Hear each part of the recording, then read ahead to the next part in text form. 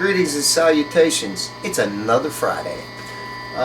One of my newest subscribers wanted to know what, where, and how when it came to weathering with chocks.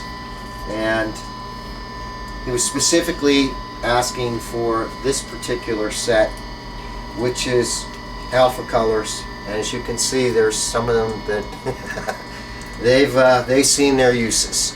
Okay, now I do not know if this company is still in business, but I know that there's like-minded products out there. I picked this up at one of my local art stores years ago. This chalk set's probably 30 years old, at least. Also, your local art supplies stores will carry these, and it's an array of colors. I'll explain a little bit briefly how this helps you out. Now, this particular set, and I do apologize, but when you peel the cellophane off of them, the manufacturer, the supplier, that goes with the cellophane. Now, I picked these up at Hobby Express out in Cranberry, Pennsylvania, and I love them. Now, these are powders. I use a combination of paint and chalk. I do my basic paint, and then I use the chalk to act as a 3D effect. Okay. Now, this particular build, this is the Revell 1957 Ford, and as you can see, she's seen better days. This is a combination of paint and chalks, and the chalks actually lend a 3D effect to your build because it's actually there. Now, these two sets were used on this along with this set. Let me explain. I did the basic paint work. I used the salt method that Virgil Suarez uses. Okay, using different shades of paint. Start with stainless steel or aluminum, and then work my way up, going through the salt technique. And then once I reach a certain point with the paint and everything else like that, then I use the chalks. Now, one thing that I believe, leave this alone once the chalk is applied. These will stick, all right, and with gently handling this, the effect will remain. I've never been a great proponent, whether it be in model railroading, military, and or car models, where you shoot flat on it, because that knocks and takes away the 3D effect.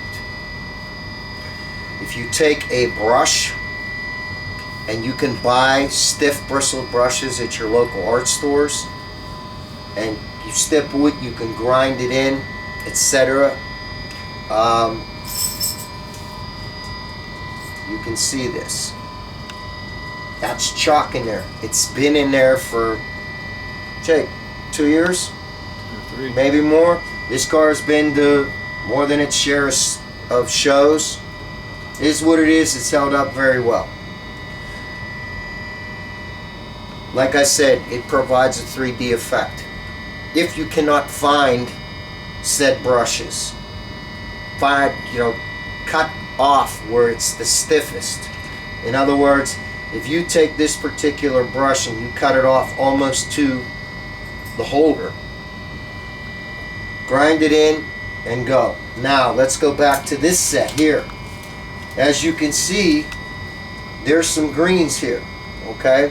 You can use this to blend it in and to create a faded paint effect. Now, naturally, being up here, it's going to be lighter because that's where the sun pounds on these cars. And the side down here, maybe use a darker shade. One of the finest books that I've ever seen put out on weathering is this gentleman right here, who I count as a very, very dear friend. This is Virgil Suarez, aka Dr. Cranky. the ruler of rust. Between him and Kevin Hamilton, I don't know which one's worse. If you stand in the shop, and I was guilty of it too back in the day with the model railroading, you stand still long enough in their shop, they'll weather you too. It's a category in the shows. It can be used lightly if you're doing a factory stock car. You can also use it to weather your engine blocks, and as in one of the other episodes when I was talking about the India ink that I use to do my grills and my door panel lines and everything else like that.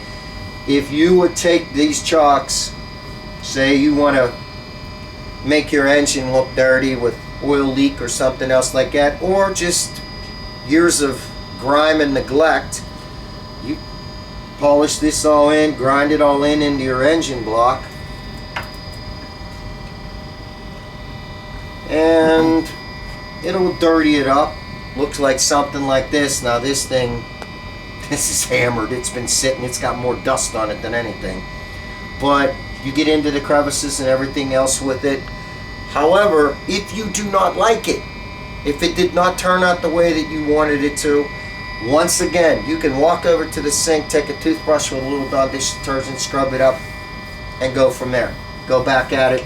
Maybe the color didn't come out the way you wanted it to. It's easily removable. Toothbrush, bang.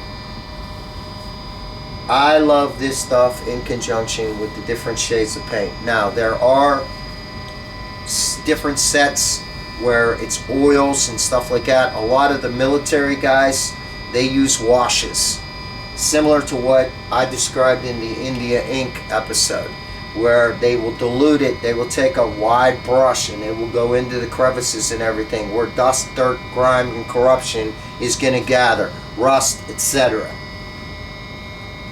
And then they will use the chalks to give that 3D effect.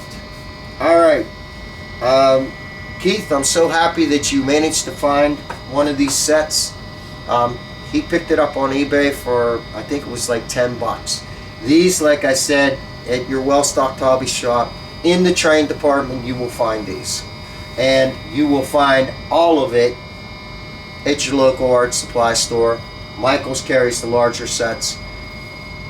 They're great to shave off, to take a stipple brush, to grind it so it turns into dust, and then apply it to the model.